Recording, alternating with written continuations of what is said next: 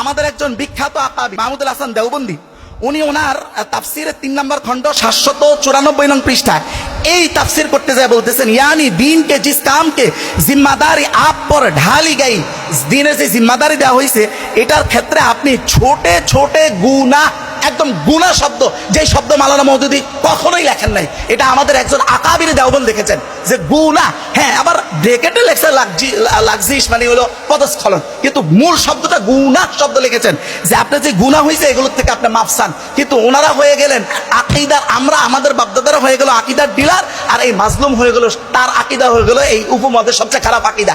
এর চাইতে জুলুম আর কি হইতে পারে? তাহলে এবার দেখেন, মূলত সাইয়েদ আবুল আলা মওদুদি রাহিমাহুল্লাহকে ইসমতে আম্বিয়ার ব্যাপারে ওনার তাফহিমাত থেকে যতগুলো অভিযোগ, সবগুলো অভিযোগ সাইয়েদ আবুল আলা মওদুদি ঠিক জুমহুরে আহলে সুন্নাহর যেই মতামত, ওই মতামতের উপর তাফসির করছে, তারপরও এই অভিযোগগুলো আসছে। সেই মতামতটা কি? ইমাম আবু হানিফার মতামত দেখেন। ইমাম আবু হানিফা আল ফিকুল আকবার আবি হানিফা, যেটা আমাদের মোল্লা আলী কারি সরা করেছেন, এটার 105 নম্বর পৃষ্ঠা, আমি যে নুসখা থেকে বলতেছি, এখানে বলা হচ্ছে ওয়াল আসাহু জাওয়াজু সাহউই ফিল আফআল, যে সবচেয়ে সহি কথা হলো নবীদের ক্ষেত্রে তাদের কাজের মাঝে ভুল বশত ত্রুটি হতে পারে। এটাই ইমাম আবু হানিফার কথা। নাম্বার 2 দেখেন, উনি একটু পরে লিখতেছেন ওয়ালাকিন বিতরিকিস সাহউই ওয়ান নিসিয়ান ইউসাম্মা যালিকা জাল্লা, নবীদের ভুল ত্রুটিকে ওনারা নাম রাখছেন জাল্লা, তার বাংলা তার সরাসরি ট্রান্সলেশন হলো পদস্খলন। এবং এটা এক কথায় যেটা মাওলানা মওদুদি বলছে মানবীয় ত্রুটি, মানবীয় দুর্বলতা। আর মানবীয় দুর্বলতা কখনোই নবীদের ইসমতকে নষ্ট করে না, এটা হলো কথা। এখন দেখেন মাওলানা মওদুদি সাহেবের কয়েকটা তাফসির দেখাই, যে তাফসির নিয়ে ওনাদের সমস্যা। সূরা হুদের 45-46 নম্বর আয়াত, যেখানে ওই নূহ আলাইহিস সালাতু ওয়াস সালাম ওয়ানাদা নূহু রাব্বাহু ফাকালা রাব্বি ইন্নাবনি মিন আহলি ওয়া ইন্না ওয়া'দাকাল হক ওয়া আনতা আহকামুল হাকিম। এই আয়াত যে নূহ আলাইহিস সালাতু ওয়াস সালাম যে বাবা হিসেবে ছেলেকে মায়া করে নৌকা উঠাইতে চাইছেন, আল্লাহ তাআলা ধমকের স্বরে এটাকে রিজেক্ট করেছেন। এই ব্যাপারে মাওলানা মওদুদি সাহেব তাফহিমাতে বলতেছেন, थोड़ी देर के लिए बशारी कमजोरी से मगलूब हो जाता है, নবীরা কখনো কখনো কিছুক্ষণের জন্য মানবীয় দুর্বলতার শিকার হয়ে যান। একেবারে এটা সেই মত যেটা আহলে সুন্নাহ, জুমহুরে আহলে সুন্নাহর মতামত, যেটা ওনার তাফসীর সেটাই। আপনি আরেকটা আয়াত দেখেন সূরা তাহা 121 নম্বর আয়াত, ফাবাদাত লাহুমা সাওয়াতুহুমা ওয়া তাফিকা ইয়াকসিফানি। এই যে আয়াত, যে হযরত আদম আলাইহিস সালাম গন্ধম ফল খাওয়ার যে বিষয়টা, একই তাফসীর বলছেন ইহা ইস বশারি কমজোরি কি হাকিকত কো সমঝ লেনা চাহিয়ে, এখান থেকে মানবীয় দুর্বলতার যে বাস্তবতা এটাকে বোঝা উচিত। একই কথা দেখেন, আসেন সূরা সফফাত 142 নম্বর আয়াতের বর্ণনায় ফালতাকামাহুল হুত ওয়া হুয়া মুলিম, হযরতে ইউনুস আলাইহিস সালাতু ওয়াস সালাম, হযরতে ইউনুস আলাইহিস সালাতু ওয়াস সালাম যে মাছের পেটে গিয়েছিলেন, এই ঘটনায় উনি বলতেছেন তাফসিরে যে আপনি আকা यानी আল্লাহ তাআলা की इजाजत के बगैर अपनी मकाम मामूरियत से ফেরার হো গায়ে থে। কথাটা খেয়াল করেন, শাব্দিক অর্থ তো এখানে চূড়ান্ত না। এরপরে কি বলতেছেন উনি? এখানে শাব্দিক অর্থে বলতেছেন আল্লাহ তাআলার আদেশ ছাড়া, আদেশ ব্যতিরেকে হযরত ইউনুস আলাইহিস সালাতু ওয়াস সালাম তার আদেশকৃত যেখানে ওনার থাকার কথা ওই স্থান থেকে পলায়ন করেছেন। এখন এই শব্দটা শুনলে আপনার কাছে মনে হবে মারাত্মক সমালোচনা।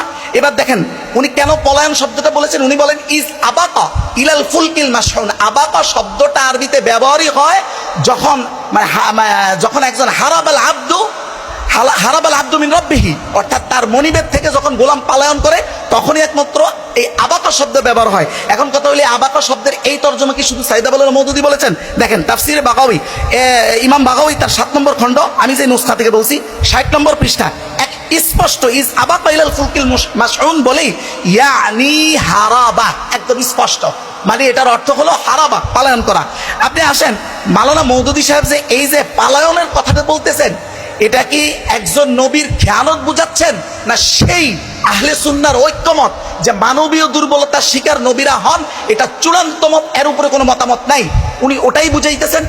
এটা এই আয়াতের তাফসীর থেকে বোঝা যাচ্ছে না। একই ঘটনায় অন্য আয়াতে যখন তাফসীর করছেন, দেখেন সূরা আম্বিয়া 84 নম্বর আয়াত, উনি বলতেছেন যে হযরতে ইউনুসের এটা খেয়াল হয়েছিল যে উনহুনে খেয়াল কিয়া, এটা ওনার মনে হয়েছিল যে এই মাকাম পর তো আযাব আনে ওয়ালা হয়, এখানে তো আযাব আসবে, আমার কওম যেহেতু রিসালাত মানে নাই, আযাব আসবে, তো আযাব আসলে আমি নবী, আমার তো একটা সেফ এক্সিটে চলে যাইতে হবে, এটা ভালো জায়গায় চলে যাইতে হবে। কিন্তু এটা ওনার ইজতিহাদের মধ্যে ওনার ব্রেনে এটা আসে নাই যে সেফ এক্সিট গ্রহণ করার আগেও তো আল্লাহর আবার আরেকটা আদেশ লাগবে, এইটা ওনার ব্রেনে আসে নাই।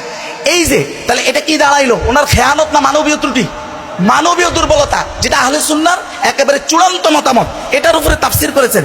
এবার সর্বশেষ দেখেন সূরা নসর যে আয়াত ফাস্তাগফিরহু, আল্লাহ নবীকে বলছেন যে হে নবী আপনি ক্ষমা চান। এই আয়াতের তাফসীরে যে মাওলানা মওদুদীকে যেই উদ্দেশ্যমূলকভাবে যেই অপবাদগুলো দেওয়া হয়, এই আয়াতের তাফসীরে মাওলানা মওদুদী সাহেব কি বলছেন উর্দুতে, উনি বলছেন যে হে নবী আপনি আপনার মানবীয় এই নবুয়তের দায়িত্ব পালনকালে আপনার যে মানবীয় ভুল ত্রুটিগুলো হয়েছে, মানবীয় যে দুর্বলতা শব্দ এনেছেন যে এগুলো হয়েছে, এগুলোতে আপনি ক্ষমা চান। জি জি জি জি শেষ করি। দেখেন এই যে উনি মানবীয় ত্রুটি বলেছেন, ঠিক এই জায়গায় আমাদের একজন বিখ্যাত আকাবির এই জায়গায় কি শব্দ বলেছেন, যিনি শাইখুল হিন্দ মাহমুদুল হাসান দেওবন্দি, উনি ওনার তাফসিরের 3 নম্বর খণ্ড 794 নং পৃষ্ঠায় এই তাফসির করতে যায় বলতেছেন, ইয়ানি দিন কে জিস কাম কে জিম্মাদারি আপ পর ঢালি গাই, দিনের যে জিম্মাদারি দেওয়া হয়েছে এটার ক্ষেত্রে আপনি ছোটে ছোটে গুনাহ, একদম গুনাহ শব্দ, যে শব্দ মাওলানা মওদুদী কখনোই লেখেন নাই, এটা আমাদের একজন আকাবির দেওবন্দ লিখেছেন যে গুনাহ। হ্যাঁ, আবার ব্রেকেটে লেখছে লাক্সিস মানে হলো পদস্খলন, কিন্তু মূল শব্দটা গুনাহ শব্দ লিখেছেন যে আপনার যে গুনাহ হয়েছে এগুলোর থেকে আপনি মাফ চান। কিন্তু ওনারা হয়ে গেলেন আকীদার, আমরা আমাদের বাপদাদারা হয়ে গেল আকীদার ডিলার, আর এই মাজলুম হয়ে গেল, তার আকীদা হয়ে গেল এই উপমহাদেশের সবচেয়ে খারাপ আকীদা। এর চাইতে জুলুম আর কি হইতে পারে বলেন? তাহলে এবার দেখেন